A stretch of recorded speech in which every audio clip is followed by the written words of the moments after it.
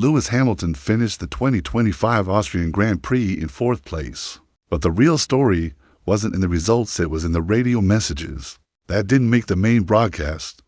During the final phase of the race, with only 20 laps to go, a heated conversation took place between Hamilton and his Ferrari race engineer. On the surface, Ferrari walked away from Austria with a podium finish for Charles Leclerc and enough points to return to 2nd place in the Constructors' Championship. But underneath all that, tension was building again, and it was clear that not everything inside the Ferrari camp is smooth. Hamilton had started from 4th on the grid and followed Ferrari's preferred-to-stop strategy. His start was strong, and he managed to avoid the chaos on lap 1, where Kimi Antonelli and Max Verstappen made contact. As the race settled down, the red cars of Leclerc and Hamilton were running in 3rd and 4th positions. Things seemed stable. By lap 45, Hamilton was holding his place comfortably. Leclerc was ahead by 7 seconds, and George Russell behind him was more than 20 seconds back. It looked like Hamilton had a safe cushion, but then Ferrari told him to box. That's when things changed. Hamilton didn't agree with the call.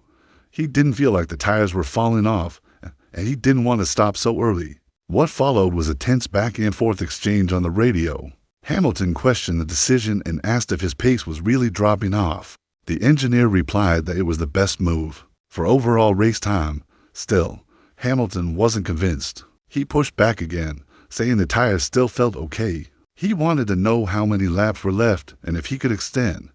The reply was firm, box now. When Hamilton asked again, the response came again, box 20 laps left.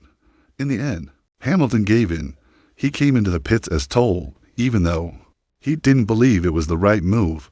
When he rejoined the race, he was in P4, exactly where he had been before, but this time, there was no one to fight. Leclerc was too far ahead, and Russell was too far behind. Hamilton was stuck in no man's land, with no chance to move forward or backward. The strategy hadn't helped him. It had locked him into a lonely finish, and that's exactly what happened. This wasn't the first time something like this happened at Ferrari in Canada.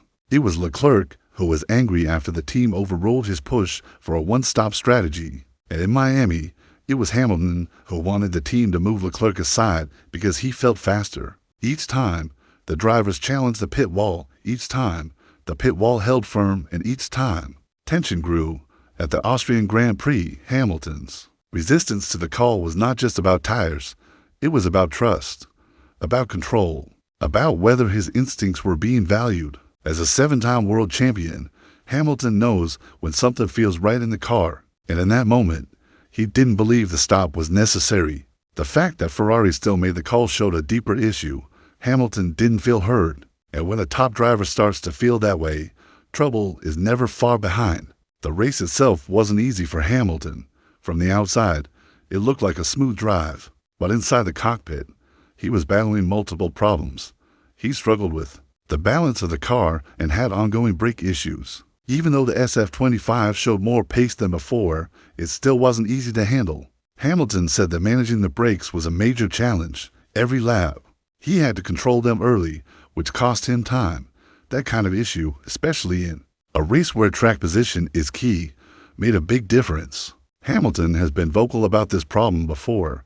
Since joining Ferrari, he has struggled with their Brembo braking system. At Mercedes, he used a different brand with a different feel. After over a decade with that system, switching to Brembo hasn't been smooth. He said that sometimes it feels like rolling the dice. One set of brakes works, another doesn't. That level of inconsistency has made it hard for him to feel fully confident in the car, and at a place like Spielberg, where the braking zones are sharp and fast. That's a serious issue.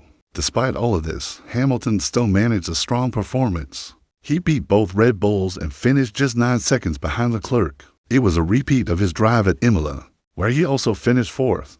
That shows progress, but it also shows that there's still a gap, a small one, but one that matters. Hamilton himself said that the setup is still not fully to his liking. He's been moving closer to Leclerc's settings, which are more aggressive with rear-end oversteer. It's not his natural style, but he's willing to try something different if it gets results. Hamilton even joked about how Leclerc can handle that setup without burning through his tires, while he gets degradation when he tries the same thing. He said that Carlos Sainz also struggled to adapt and that it took him 2 years. To fully understand the Ferrari way, Hamilton doesn't want to take that long. He wants results now. And that's what makes every strategy call, every setup change, and every brake issue so important. He's fighting for more than position. He's fighting for time he doesn't want to waste. After the race, Hamilton spoke honestly. He said the start was great, especially his fight with George Russell. From turn 1 to turn 6, they battled hard, and Hamilton came out on top. He called that moment pretty awesome, but after that, the car began to fade. He could hold on for a bit, but then the handling and the brakes became a problem. Still, he pushed through. He said the balance wasn't right, and the brake issues were bleeding away his pace. The tension during the race and the radio confrontation with his engineer weren't about one bad call. They were signs of something bigger, something that's been growing slowly. Hamilton wants control. He wants to feel like the strategy fits his race, not just the team's plan. He wants the car to suit his driving, not just the Ferrari handbook. And he wants results that reflect what he's putting into every lap right now. He's getting close, but close isn't good enough for a 7-time world champion, even though the Austrian Grand Prix gave Ferrari a reason to celebrate Leclerc on the podium. Solid points, it also revealed cracks beneath the surface. There is still a struggle happening behind the scenes, a battle of direction. Hamilton is adjusting, learning, and trying to bring his experience to Ferrari, but it's not smooth. It's not easy, and every tense radio call is a reminder that trust still needs to be built. Hamilton also pointed out that while Ferrari brought a small upgrade to Austria, the real improvement might have come from something else fitting the new floor. He said the time gain wasn't officially stated, but it felt like more than what they expected. That's encouraging. It shows Ferrari is moving forward. He said the car was the second fastest this weekend. Third and fourth was a good result. But he also made it clear that there's more work to do. Qualifying was better. He said he found a problem in his final Q3 lap that cost him a 10th. But that's another area they're learning from, and while a better start position might have helped, Hamilton admitted he still needs to find more race pace. That's his key focus now, because without strong race pace, even perfect qualifying can only do so much. Confrontation in Austria, though short on words, revealed a lot more than most would think. When Hamilton asked, "Is my pace really that bad?" it wasn't just a question, it was a challenge. He wanted a reason. He wanted data, not just commands. The reply from the engineer came quickly, box now for the fastest race. But Hamilton wasn't just looking at numbers. He was feeling the tires. He was reading the track, and in his mind, the call didn't make sense. When drivers start pushing back on strategy in real time, it's a sign of a gap in trust, a gap in communication, or even a gap in priorities. For Ferrari, this is not a new situation. Strategy calls have haunted them in the past. Fans and experts often point out moments when Ferrari made calls that cost them races. In Canada, Leclerc lost out because of a similar situation, and now, in Austria, Hamilton felt the same frustration. These moments don't just affect results, they affect relationships. Every time a driver feels ignored or overruled without full explanation, confidence takes a hit. And for someone like Hamilton, who has worked with some of the best strategists in the world, that trust is everything. Hamilton has spoken many times about how important the engineer-driver relationship is.